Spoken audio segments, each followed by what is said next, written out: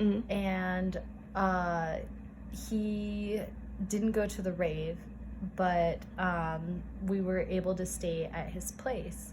So I was the only one in my friend group that ended up getting to take ecstasy. So we got back and everyone hated me and nobody wanted to stay up with me and chat because I really needed to talk to people. Like, how could they not care? Rude. So I chatted on the phone for like 4 hours, and then finally I went upstairs and woke up Silent Wolf. And so his real name is Otto, and that's easier to say, so I'm just gonna say Otto. Otto, yeah. But you can't use that name either. Okay. You can make up a different name. So, but wait, be careful making up names though, because there's a lot of people in the Melee community, so you can't be spreading any rumors.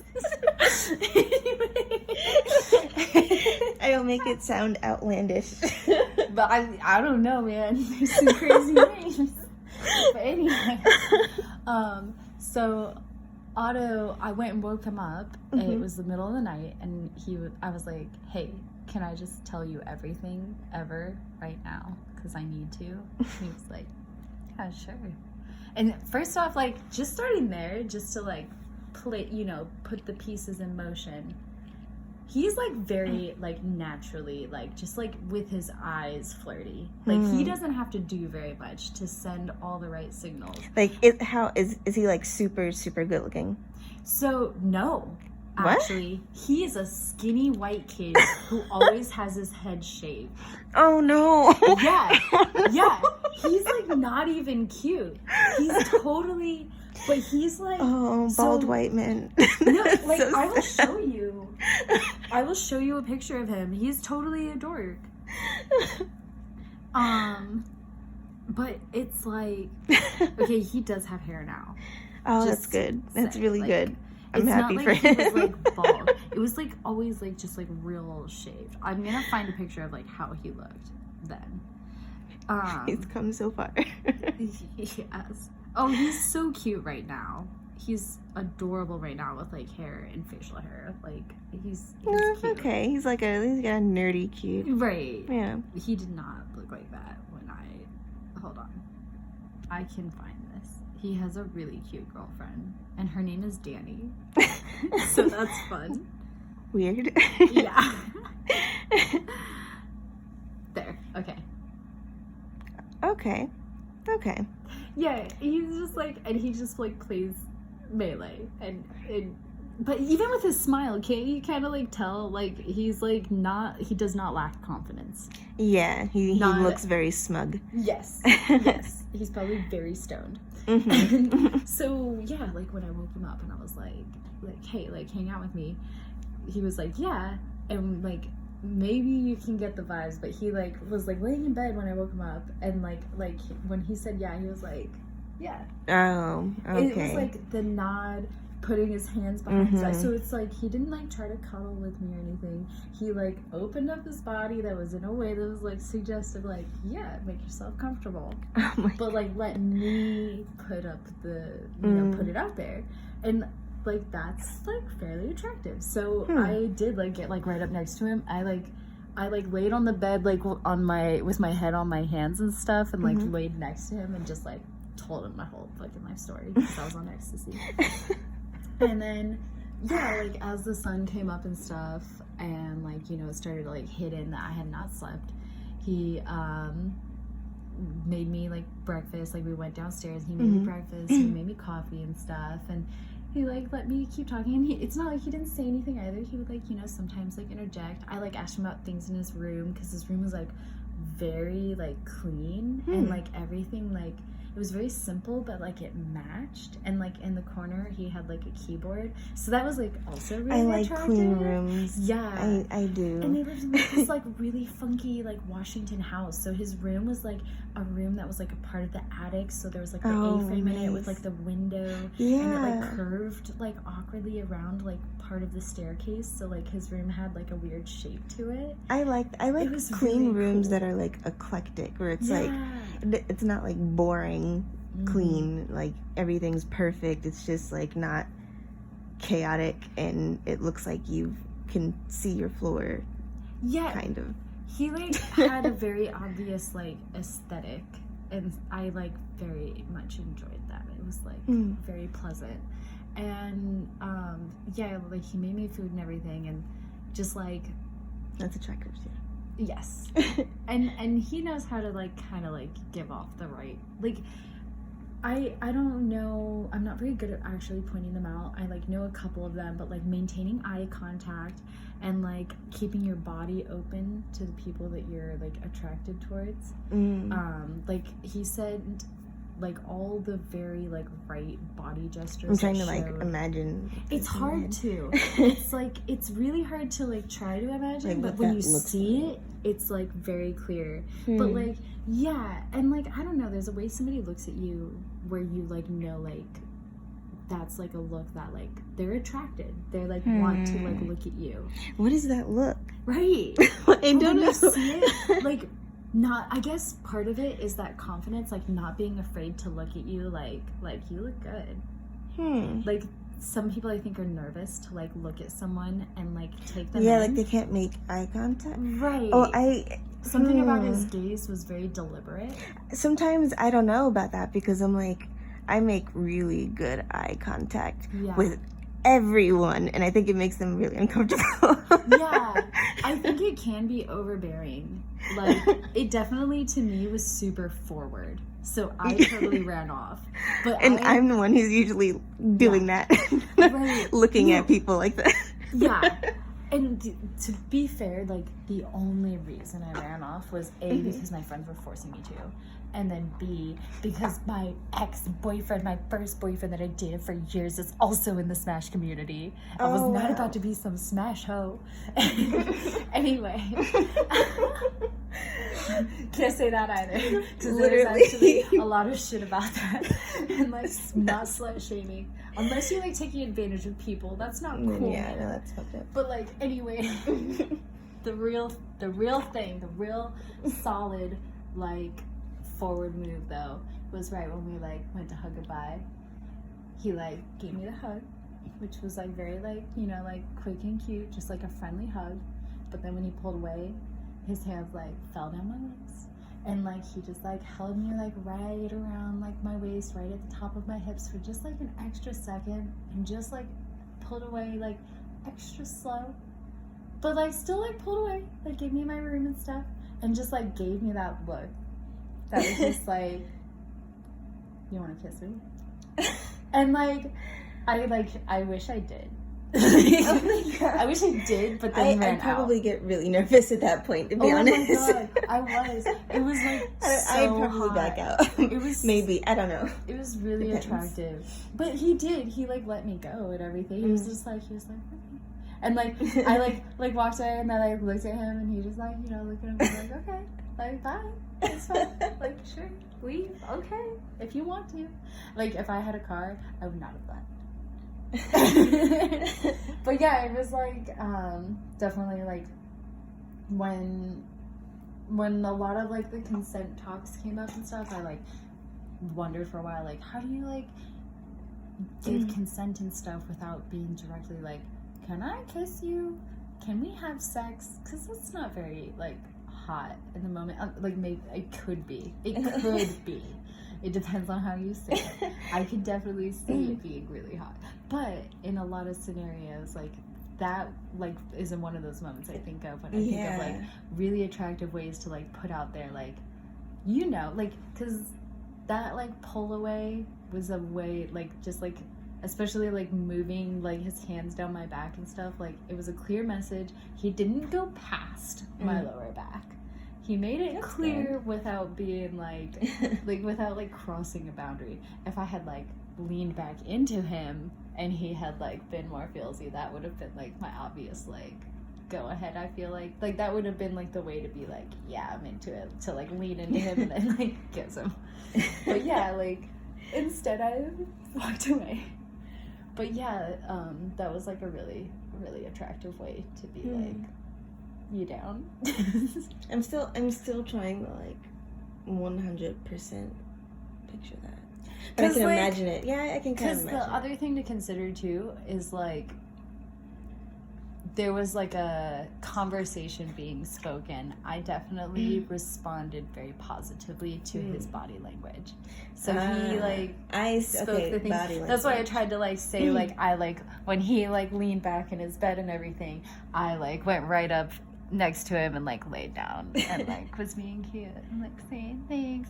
I like I wasn't like being feelsy on him, but I was definitely giving back positive body language. And so that's why the steps continued, I feel So like. you had that body language without like crossing boundaries or anything. Yeah, like, you know, like he like basically when he laid back, I felt like his body language gave off the invitation, like, you are welcome to lay on my bed. Like that was like the vibe I got, and I tested that. And it was accurate. And I didn't go farther. Like, I didn't, like, try to, like, cuddle up on him. I just, like, I did bring up, like, if I get touchy, I'm sorry, I'm on ecstasy. So I want to touch everything. And he just laughed. and so that was kind of another nice thing is, like, I feel like that could have been a really easy moment Right, he to, could have like, taken take advantage. And, like, would I have, like, really, like, stopped that? Like, I was attracted to him. You were attracted to him, and under the influence would have like just made that like, okay, I'm just going along. I would definitely not look back at it and feel like I got taken advantage of. I would have been like, oh well, you know, I wanted that and I got it. So, but it was like nice that he just like let me set the boundaries, and I'm not inherently a super sexual person, so I wanted to chat, and so I got to chat. If I had been more sexual at the time, things probably would have gone very differently. But that is not what happened. And so, yeah, there was definitely that, like, push and pull, though. Like, there was, like, definitely, like, that body language conversation going on where I definitely said, like, I was open, you know. Oh, that's perfect. Yeah, but yeah, it was I enjoy that. I do think there is like definitely moments where sometimes you do have to bring words into play. Right, because like say if he did lean in and you didn't want that, and you're like, you know, you can then be verbal, and then if he doesn't adhere to that, beat his ass. Yeah. It kind of reminded me like when Nick and I went on our first date and we kissed. We were like hanging out and stuff, and like we were not like touching a lot or anything, but just like we were walking around a park together and stuff, and we eventually went and snuck into a hot tub, and we were just like, you know, kind of like moving around the hot tub and stuff, and just like drifting closer and closer more often and everything. And I just remember like I was like leaning back in the hot tub, and I had just been like floating next to him. He was like kind of like holding me up, and like a couple minutes passed by, and we were just like sitting like that, where like he was just like holding like my head up, like looking at me, and like just like eventually it was like we were like talking with like our faces right next to each other, and then we just like stopped talking, and then we made out, and it was really hot. But like that's kind of like one of those moments too where like when you just like leave the body language open, if you're attracted to someone, like attraction that word is used for a reason, because those things are coming together. Yeah, I think if you feel hesitant, it's probably because not all the right signals are out there, but that only works when you are like giving off honest body language too, right? You know, and being true to yourself. Because you can do what you want, but everything else about you says otherwise, right? And then so when you do make the move, it's like, where the fuck did this come from? Right. And so, you know, if you're not as good at that body language and stuff, then you might have to be more verbal about it, unfortunately. But that's how you get better too. You know, you can, when you verbalize it at first, you can set those boundaries of like, hey, am I giving off that I'm not attracted to you right now? Because this is me very attracted to you. So if you see me like this means I want you a lot. And, you know, you start to learn the new normal. Yeah. But, yeah. I wish we could read minds. That'd be so dope. I do not want to read minds. And I don't want read anyone reading minds. I don't think that'd be the dopest shit ever. I've always wanted that superpower until I think about it and I'm just like, wait, that sounds so shitty. But I get to hear some like dark shit. Really dark, terrible things.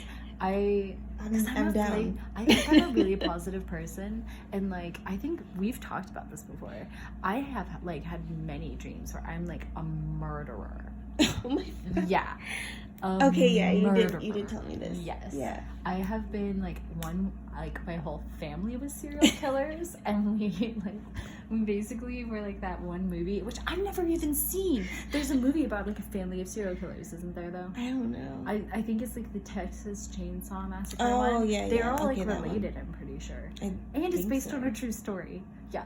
I don't even know what that movie's about, but I had a dream that had that theme. Like, all I needed was someone to give me the idea of the movie. I didn't even have to watch it, and I had dreams about it. I guess those are nightmares, technically. Yeah, those are definitely nightmares. Because, I mean, like, I wouldn't take too much merit to it because I've had dreams where... There was a dream where I rode a dragon with John Goodman, who I rescued from a fucking cave. Why would you rescue John Goodman? I don't even know. And I was summoned from a department store. So much. Through a mirror. What? I was summoned from a department store, and I went through a mirror and went into this world where I had to save John Goodman. And then we were escaping a tornado. That's so funny you say that, because, like, I had this dream where I was, like, saved by a werewolf from a vampire, because in my dreams, vampires actually eat you. Werewolves are also not very good, but this one was helpful, so I guess I kind of trust him. He kind of seemed evil too, though, just to be totally frank. And he wanted me to trust him, which is, like, sketchy. Anyway, we went to, like, go do something. I don't remember the plot line, okay? Like, don't expect a lot.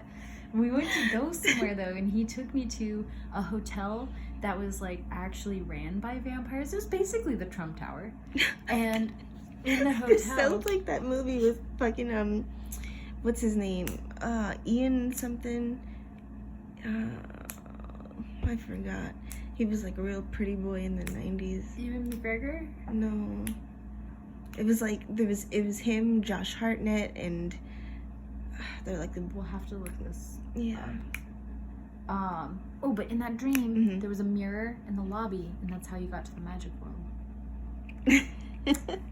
And so, not a department store, but magic mirrors and lobbies. I've had series of dreams though about vampires. That was. I think you told me a few. Yeah, and I don't see. That's why, like, I call them dreams because, like, they're not all just like bad. Like, yeah, tortured. They're very scary. Okay, but they're not just. Okay, I have dreams like that where it's thrilling. It's like watching a thriller. Yeah. Yeah, I definitely like. Felt safe when I woke up, but I was also like excited to go back to that world. It's like, it's like you want to go back to sleep. Yeah, when I would have the dream, it was a really weird series because it would be like a school field trip each time. So I would like start at school, and then we would go on a ride, and we always stopped at a rest stop, and then we would end up at the destination, and those three things would always happen, but different things, they would always be different. So most of the time we would leave the school in a bus, but a couple times we left in a car. And one of the cars, I really remember this specific scene. It was so cool because we're driving in the car and it was like way futuristic, and all of a sudden it gave me another option, and I clicked the button and the wheel went down into the front part of the car and it all became clear, and you were just like in like where the engine is of the car, and I was like, we were like driving, and all of a sudden the car was just like clear, and I was just like in my dream in Oregon because that's where I lived. So it was raining, going like 60 miles per hour, and I could see everything like perfectly. So it's just like the scenes that I grew up with, if I was imagining them just perfectly crystal clear, flying down a highway with like rain falling on me. It was so bizarre to see vivid. That perspective. Yeah, and exactly, like a lot of my dreams will go between blurry and then vivid, and that was one of those moments where it became like super vivid. And then the rest stop was like a haunted maze. So sometimes we would go there and spend like no time there, and we would just like leave and go to the next place. But sometimes we go there and there'd be like a serial killer, or like a literal corn maze would be coming out of the side all of a sudden from nowhere. So you'd like go to the bathroom and come back out, and there was like a corn maze. Okay. Crazy shit. It was so nuts. And then the final destination, though, was usually a city that was overrun by vampires. Yep. And I could see vampires, and I don't think other people could tell. I have dreams where it's like a movie set that I keep recycling. Yeah? So it's like this city was in a few of my dreams, or this house was in a few of my dreams. Yeah. Or whatever. Yeah. It's really weird. It's like, why do I keep focusing on these aesthetics or these places? Like, where did I see this at in real life? I keep thinking about it in my sleep. I often reoccurring dreamt my house in like Portland before we moved to the suburbs.